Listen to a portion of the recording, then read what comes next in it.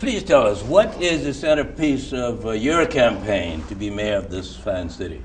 The centerpiece of my campaign is excellence in leadership. Leadership that will encourage, equip, and empower. And as I've done some research, we have a lot of people who are unemployed. We have a lot of people losing houses, and those people have consequently lost hope. That would be a place where I would really spend some focus. What can we do to turn that around? How can we connect those people with business owners in this city to either get them trained or get them connected so we can reverse this trend a little bit and restore some hope for the future. And I'd also like to get involved with the youth to a greater degree. More engagement, find different ways to reach them, and empower them to make changes that are productive. And that in turn will change the image of this city too. My strengths are in bringing people together. And they might not always agree, but I get it done. Okay. Boyd, the centerpiece of your campaign for mayor of this fine city? Uniting an ethically diverse, culturally enriched community together, building a bridge of communication and understanding amongst all of the people here in our community.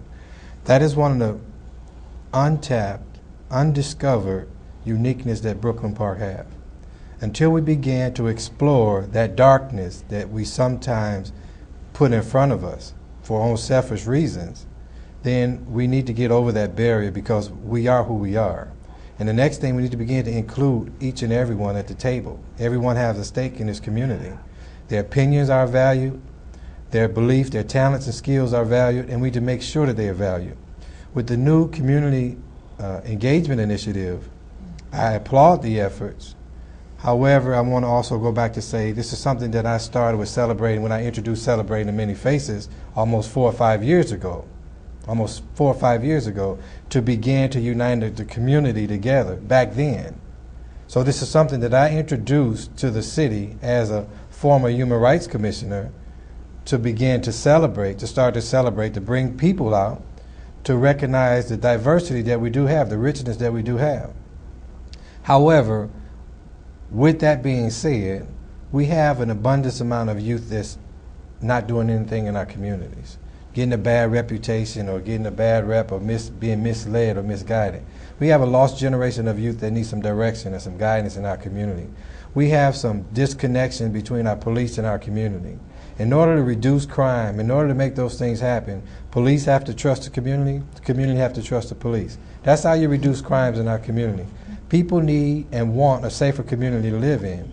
We have to step up out of our comfort zone to make a concerted effort to meet that challenge head on, from the reducing crime perspective, to the families that's losing homes in our community, to offering resources to those that may have that may be in need of those particular resources.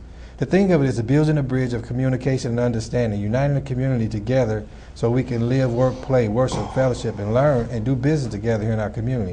And it's going to take a leader who's once again willing to step up to the plate and carry all of those issues, problems, and successes on their shoulder to represent Brooklyn Park, to stand up for all of our residents, to stand up for those many people that come out National Night Out, to stand up for all of the great things that we got on in our community. And when the negativity tends to step or come in front of us, we need a mayor, a face, a leader that's willing to be bold enough, ambitious, and courageous enough to deal with those challenges head on. Somebody that's willing to take on that responsibility of the people in the city. Okay. Now, it seems to me that all four of you have quite a broad area of interest in your campaigns. Let me ask a different kind of question.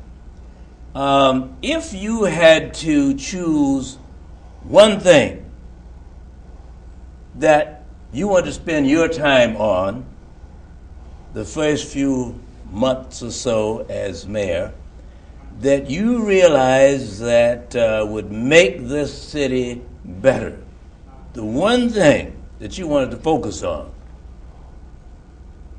what would it be? Laura, let me begin with you. Community engagement. Community engagement. What do you mean? when we're all doing our part, it's when we all get better. It's accountability, it's transparency, it's what are we willing to do as individuals that will bring the change we want corporately. Okay.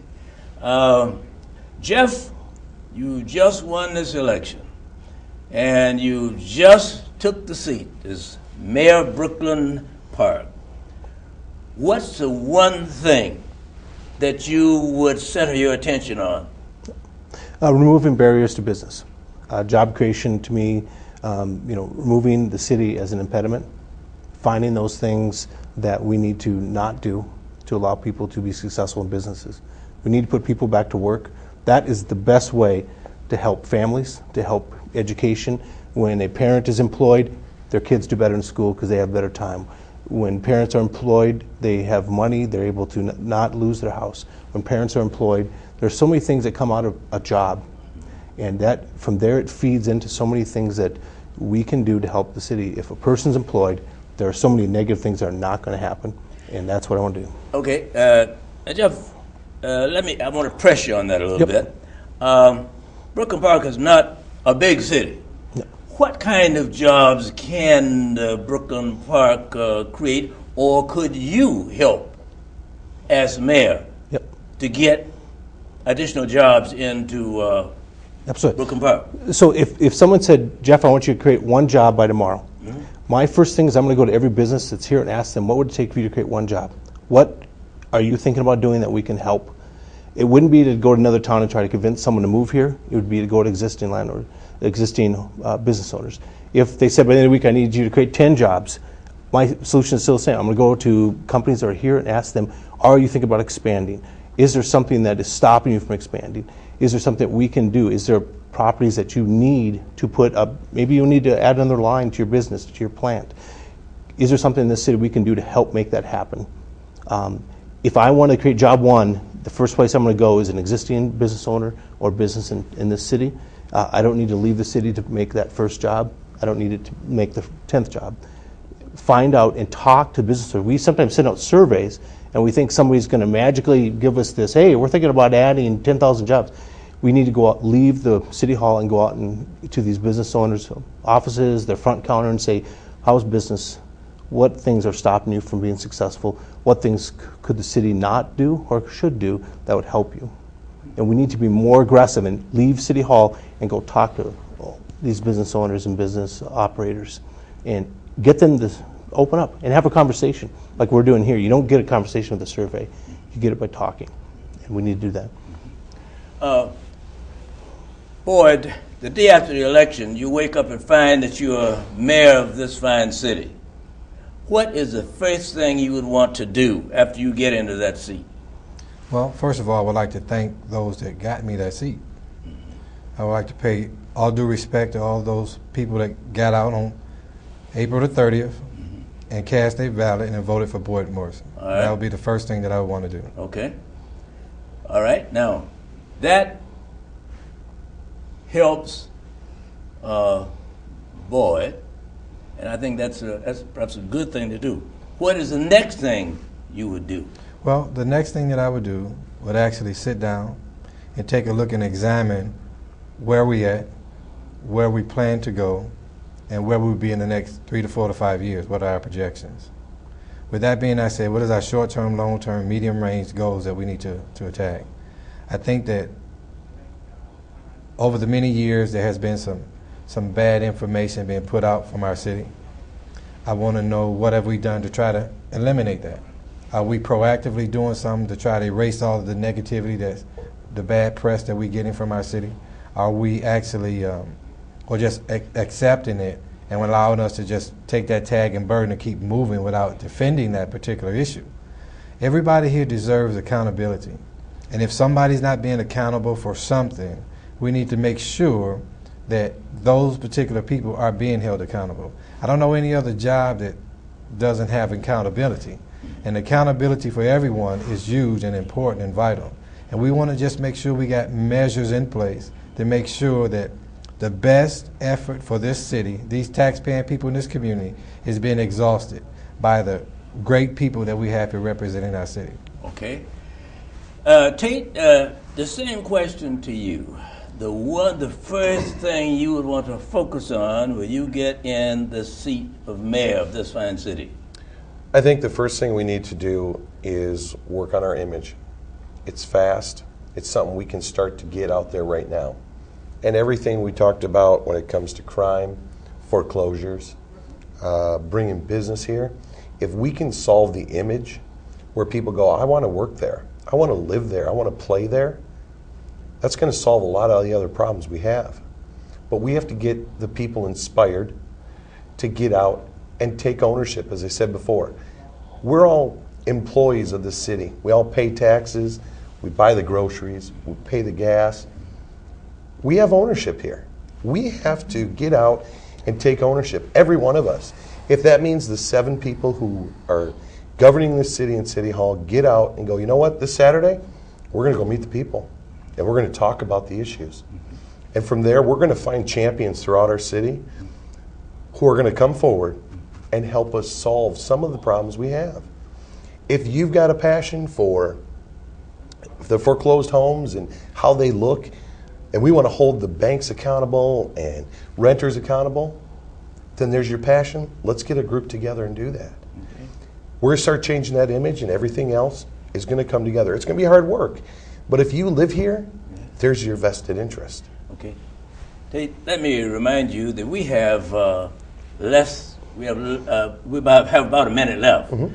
But I want to use that time for each one of you to tell the voters what you want them to do.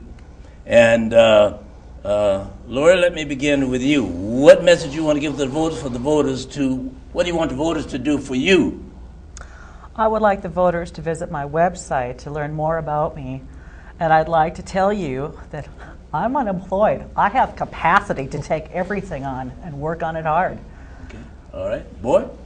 Well, I would like to say to you, I'm respectfully but directly asking for your vote and support on April the 30th.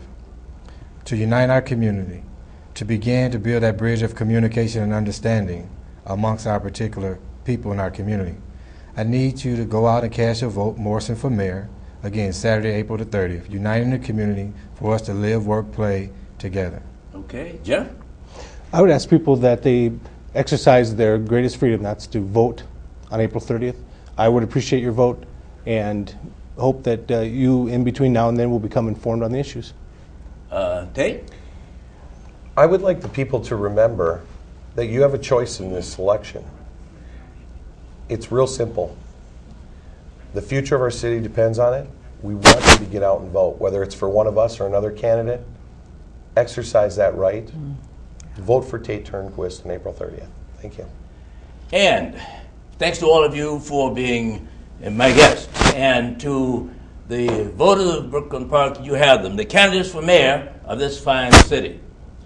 That's it. That's all for this week's edition of the Art Cunningham Show. I'm glad you joined us. You know what to do on April 30th. Until next time, make yourself necessary in somebody's life. Bye-bye. I guess I should spend my time shaking my guests' hand. Thank you. Thank you, thank you, thank you, thank you.